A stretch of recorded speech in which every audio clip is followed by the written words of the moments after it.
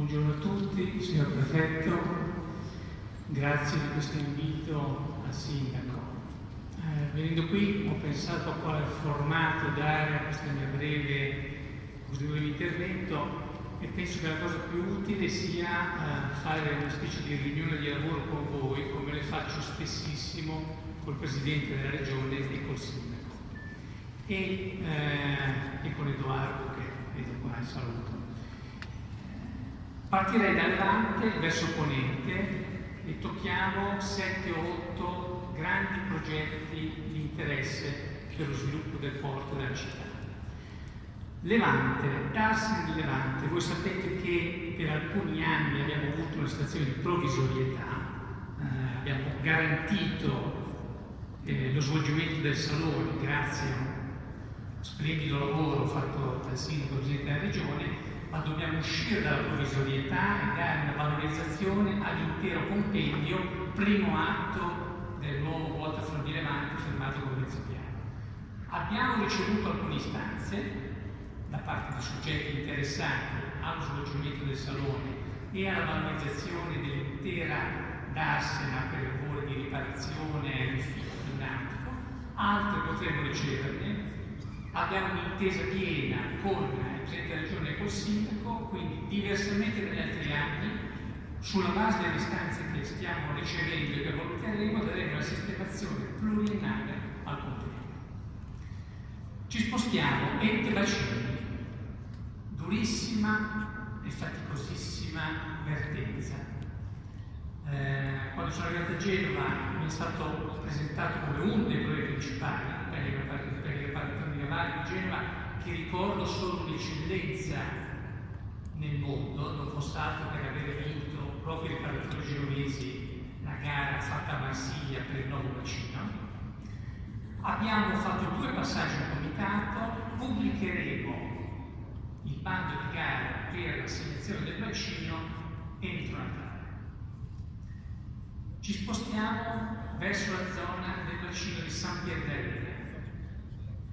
È la parte del porto commerciale che ha sofferto di più l'obsolescenza delle opere a mare e dell'accessibilità rispetto ad esempio a Voltri e al termine di Singapore. Noi qui abbiamo avuto essenzialmente 2 grandi fattori. Abbiamo prorogato le concessioni che stiamo per stipulare con agguerriti concessionari genovesi che in fatto di soldi non muoiono un euro, quindi diciamo è un negoziato difficile, ma siamo alla stipula anche qui entro dicembre. E lo avete sentito la settimana scorsa, c'è stato questo incontro tra il Presidente della Regione, il Ministro delle Infrastrutture del Rio e il Comandante a Ponte per la concessione del termine obbligatorio. È molto importante, a mio parere, far arrivare in tempi solleciti un armatore del calibro di Aponte a Genova, perché è importante avere un soggetto in grado di influenzare a livello nazionale, europeo e planetario alcune decisioni di investimento. Noi non abbiamo solo il problema di quel termine, abbiamo il problema della diga, dell'accessibilità, di arrivare ai retroporti. Allora, un conto è avere grandi investitori che prendono insieme a noi, un altro conto è dover fare tutto da soli. Quindi anche questa concessione che stiamo definendo avrebbe un grande segnale di fiducia e di importanza per Genova. Ci spostiamo più a ponente, abbiamo l'assegnazione delle aree di Cornigliano. Voi sapete che Cornigliano ha una sentenza del Consiglio di Stato, dobbiamo legare, interrogare quelle aree. Con Società per Cornigliano stiamo definendo la procedura per assegnare queste aree, estremamente importanti dal punto di vista della logistica. Genova soffre di un problema di spazi per autoparchi o per ospitare i cosiddetti terminal vuoti. È un problema comune a quasi tutti i porti europei.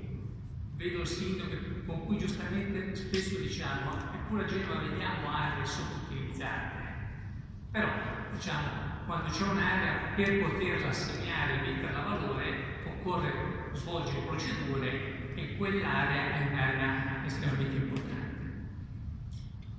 Spostando ulteriormente c'è la questione annosa e sentita da tutti di lo spostamento dei depositi chimici.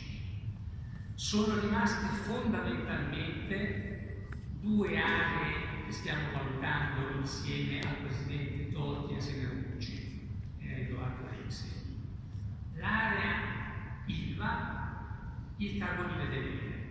Sono due aree che reputiamo potenzialmente idonee a ospitare questi depositi chimici. Sono delle valutazioni del profilo in atto, speriamo di concludere a breve, ma anche su questo fronte molto sentito credo che siamo vicini alla soluzione.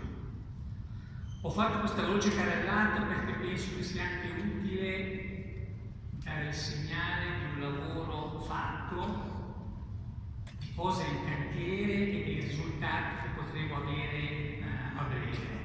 Chiudo con una nota. Io sono molto ottimista. Sono molto ottimista su Genova. Ho segnali continui di una grandissima attenzione imprenditoriale a livello mondiale su questa città.